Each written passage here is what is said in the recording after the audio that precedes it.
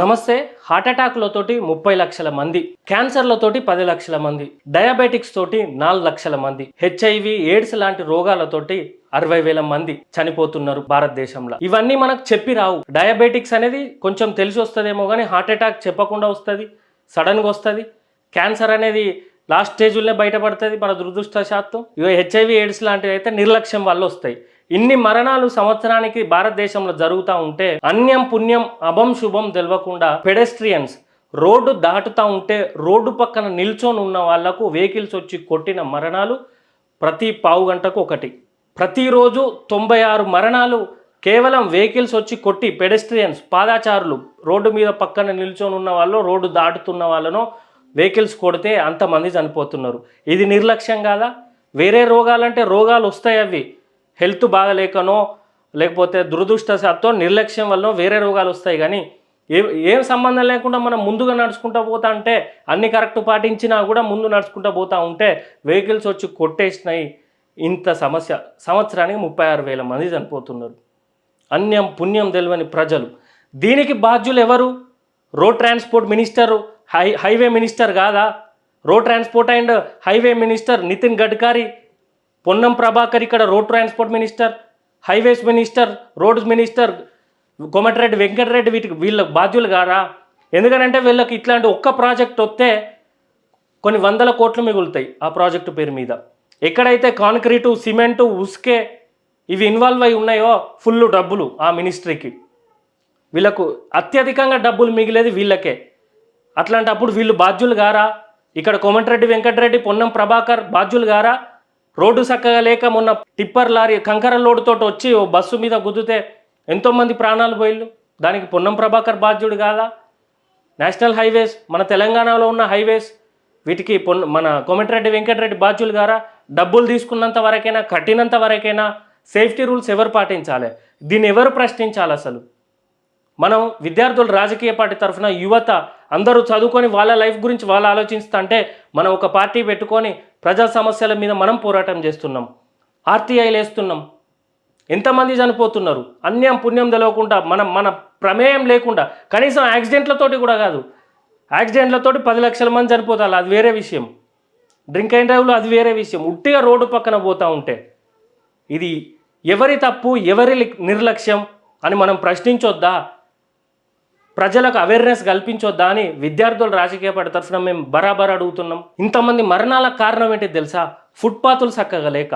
ఫుట్పాత్లు ఉన్నా కూడా రెంట్కు, దాని ముందు ఏదైనా షాప్ ఉంటే కమర్షియల్ కాంప్లెక్స్, దానికి పార్కింగ్కి ఇచ్చిళ్ళు మనోళ్ళు. దానివల్ల ఫుట్పాత్లు చక్కగా లేక వాటిని మెయింటైన్ చేయలేక ఫుట్పాత్ల మధ్యలో నాలాలు ఉండి అందులో పడి కూడా చనిపోవుడు. ఇక జీబ్రా క్రాసింగ్లు అయితే అవి ఉంటాయి అంతే, పైన కెమెరా పెడతాడు వీడు. ఆడ కెమెరా పెడితే రోడ్డు దాటితే ఫైన్ వేయడానికి మాత్రమే కెమెరా, కానీ మనుషుల ప్రాణాలు కాపాడడానికి పెట్టిల్లా వీళ్ళు? కెమెరాతోటి కమర్షియల్గా వీళ్ళు ఆలోచిస్తారు. కానీ ఒక 2 కానిస్టేబుల్లను, ట్రాఫిక్ కానిస్టేబుల్లను సిగ్నల్ పడడంతో మధ్యలో ప్రతి రోడ్డు మీద ఎక్కడ సిగ్నల్ ఉన్నదో అక్కడ, ఏడ జీబ్రా క్రాసింగ్ ఉన్నదో అక్కడ 2 కానిస్టేబుల్ అటోకలు ఇటోకలు నిల్చుంటే ఎవరన్నా ఒకరు రోడ్డు దాటుతారా? కెమెరా ఉన్న రోడ్డు దాటుతారేమో కానీ ఒక కానిస్టేబుల్ ఉంటే రోడ్డు దాటడు. ఇట్లా కానిస్టేబుల్లకు ఎంప్లాయ్మెంట్ కూడా అవుతుంది కదా, అట్లా పెట్టాలి. కానీ చలాన్లు వసూలు చేస్తాడు ఎక్కడిది? జీబ్రా క్రాసింగులు లేవు.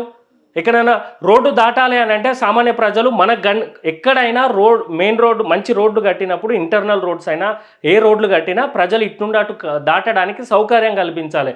ఇక్కడ ఇంత మంచి సిటీలో, హైదరాబాద్ సిటీలో రోడ్డు దాటాలంటే కిలోమీటర్ నాటపోయి యూటర్న్ వేసుకొని రావాలి.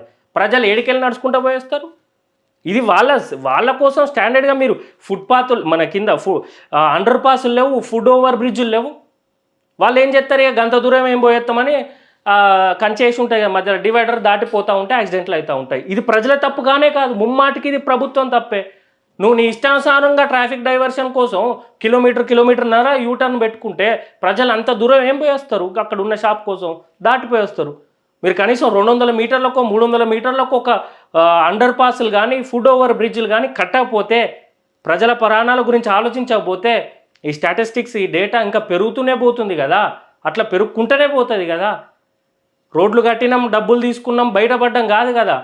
ఓ సీసీ కెమెరాలు ఉండయి, ఓ ట్రాఫిక్ పోలీసు వాళ్ళు ఉండరు, ఓ ఫుట్పాత్లు ఉండయి, ఓ జీబ్రా క్రాసింగ్లు ఉండయి. మీరు రోడ్డు ఉట్టిగా పెళ్లి కొడుకు అంటే పెళ్లి కొడుకు ఉట్టిగా టోపీ పెడితే అయిపోతుందా? పెళ్లి కొడుకు లోపల సామాన్లు మంచి ఉన్నాయా లేవా, సంపాదించాడా లేదా, పిల్లని బాగా చూసుకుంటాడా లేడా అన్నీ ఆలోచించారా? ఆలోచిస్తారు కదా మీ మంత్రులు మీ బిడ్డలకు పెళ్లిళ్ళు చేసేటప్పుడు. అట్లే మీరు రోడ్లు కట్టినా, హైవేలు కట్టినా, ఏమైనా బ్రిడ్జులు కట్టినా ప్రజల సేఫ్టీ ఆడ చూడాలి. లేకపోతే ఉట్టిగా అన్యం పుణ్యం తెలియకుండా మరణాలు పోతాయి. ఇక పోతే ఈ లైసెన్సులు, ఆర్సీలు ఇచ్చే ఆర్టీఏ, ఈ అథారిటీ, ఈ వీళ్ళంతా అవినీతి ఆరోపణలు ఎవరు తీసుకోరు. ఈ వెహికల్ ఇన్స్పెక్టర్లు, ఆర్టీఏలు, ఆర్టీఓలు వీళ్ళు ఎంత దండుకుంటారంటే లైసెన్స్ కొని పోతే 4,000 లైసెన్స్ వచ్చేస్తుంది. ఇంకో 1000 ఎక్కువ 2+4 వెహికల్కి లైసెన్స్ వచ్చేస్తుంది. ఆడ 8 అవసరం లేదు, నువ్వు బండి మీద ఎక్కి కూర్చో, ఫోటో దిగుతావు, కథం లైసెన్స్ వచ్చేస్తుంది. ప్రజలకు కరెక్ట్ అవేర్నెస్ అక్కడనే ఇవ్వాలి. లైసెన్స్ తీసుకునేటప్పుడు ఆర్సీ కన్నా మీరు అనే డబ్బులు తీసుకొని వాళ్ళకి పాస్ చేసి బయటికి పంపించినాక యాక్సిడెంట్లు కావా? మీరు ఇంటికి ఆ రోజు వాడు ఇచ్చిన 1000-2000 లంచంతో ఇంటికి పోతారు. కానీ రేపటి నాడు మీ పిల్లలు అవన్నీ అవినీతి పెరిగిపోయి మీకు పాపం దాకదా? మీ పిల్లలు బండి మీద పోతారంటే దురదృష్టశాత్తు ఏం కాదా? ఎదుటంగా మీ కొడుకో మీ బిడ్డనో మంచిగా తోలుతుంది కావచ్చు. మీరెవరికైతే డ్రైవింగ్ రానోళ్ళకి లైసెన్స్ ఇచ్చారు కదా, వాళ్ళు తప్పొచ్చి మీ పిల్లలను గుద్దరా? జరగదా? ప్రాబిలిటీ లేదా? ఎవరి పిల్లలైతే మన తెలంగాణ ప్రజలే కదా. కాబట్టి ఈ అవినీతి బంద్ చేసి లైసెన్సులు, ఆర్సీలు ఇచ్చే కాడ మీరు నిజంగా నియమాలు పాటించాలి. మీరు రోజు దండుకుంటారు, అది మీకే చుట్టుకుంటుంది, మీ కుటుంబానికే చుట్టుకుంటుంది. కావాలంటే మీరు మీ సీనియర్లను చూడండి, అన్ని మరణాలు అట్లే జరుగుంటాయి వాళ్ళ కుటుంబాలల్లో. పాపం ముట్టుగానే పోదు, కర్మ సిద్ధాంతం ఉంటుంది. మనం తప్పు చేస్తే మనకు రిటర్న్ తప్పు వస్తుంది. మన ప్రజల కోసం ఏమైనా మంచిగా చేస్తే మనకేమైనా బెనిఫిట్ వస్తుంది. కాబట్టి ఈ అధికారులు కూడా చాలా జాగ్రత్తగా ఉండాలి. పోలీస్ డిపార్ట్మెంట్ కూడా ప్రజల పక్షాన, ప్రజల కోసం డబ్బులు వసూలు చేయడానికి కాదు, ప్రజల సేఫ్టీ ముఖ్యం. ప్రజల కోసం ఆలోచించాలి. ఫుట్పాత్లు, అండర్ బ్రిడ్జ్లు, అండర్ పాస్ బ్రిడ్జ్లు, ఫుట్ ఓవర్ బ్రిడ్జ్లు కట్టాలని విద్యార్థులు రాజకీయ పార్టీ తరఫున మేము డిమాండ్ చేస్తున్నాం. మేం కాకపోతే తెలంగాణ కోసం యువత కష్టపడుతుంది చాలా ఆర్గనైజేషన్స్ పెట్టి. మా అందరి మాట విని యూటర్నులు పెద్దవి లేకుండా, ఈ పెడెస్ట్రియన్స్ ఎక్కువ మరణాలు కాకుండా చూడాలని తెలంగాణ గవర్నమెంట్కి విజ్ఞప్తి చేస్తున్నాం. Thank you.